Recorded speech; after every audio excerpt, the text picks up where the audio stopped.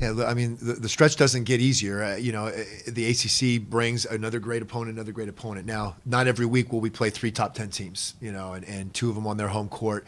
What we just talked about in the locker room was, the methods of defending Boston College have been employed by Virginia Tech and Miami. We've been able to penetrate their defenses. We have not been successful against the Duke and the Carolina and Notre Dame. There's a reason they're top 10 teams, and I thought that we defended extremely well throughout the first half.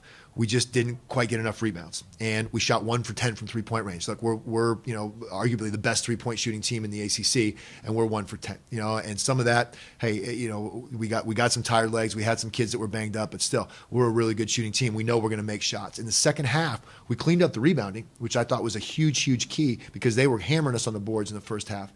But when it came time to get a score, we couldn't get to the rim, and when we did, they challenged us. We didn't finish. But all that credit goes to North Carolina. Their defense, their defensive intensity.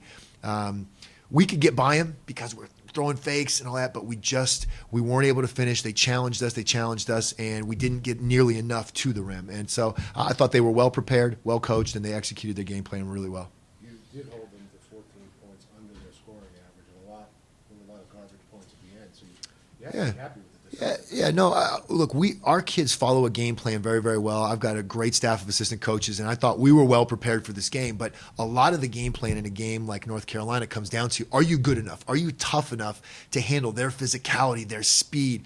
And we knew where the openings were. There were just times where we threw it away. We didn't hit the opening, or we got the open shot and just couldn't finish it or couldn't knock it down. So, in a game like that, you're right. We held them below their average, well below their average. But you still got to score to be able to beat them. And so 56 points, we're not going to hold them to 55. And so I thought really the most of my film work tonight will be looking at what adjustments, what things I could have done to help put our team in better position, to be able to help them, get more easy baskets, get to the rim, get some of our cuts and our drives so that we're not just dribbling around the perimeter pressured as much. But again, North Carolina made that happen. It wasn't that our kids failed to do anything we asked them to do. We just weren't quite tough enough tonight offensively to push through. Still haven't figured out who your point guard is. We point guard by committee. Lauren Engel spends a lot of time handling the basketball. She's not someone that is a true point guard, but she's happy to do it. She'll do anything for our team. Kristen Doherty handles the ball a ton for us.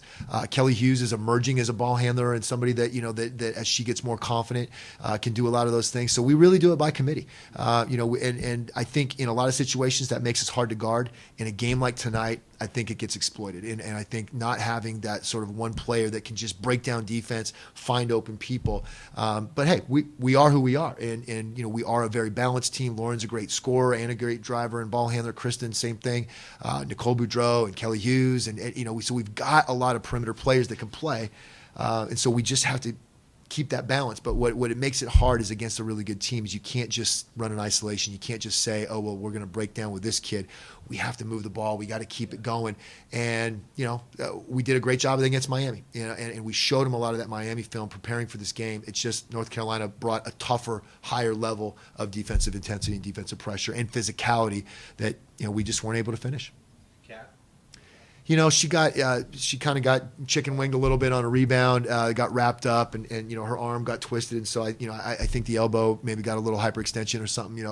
She had some ice on it, and wasn't able to go back in the game. So obviously we'll take full advantage of the day off tomorrow and our medical staff, and hopefully get her back going next week.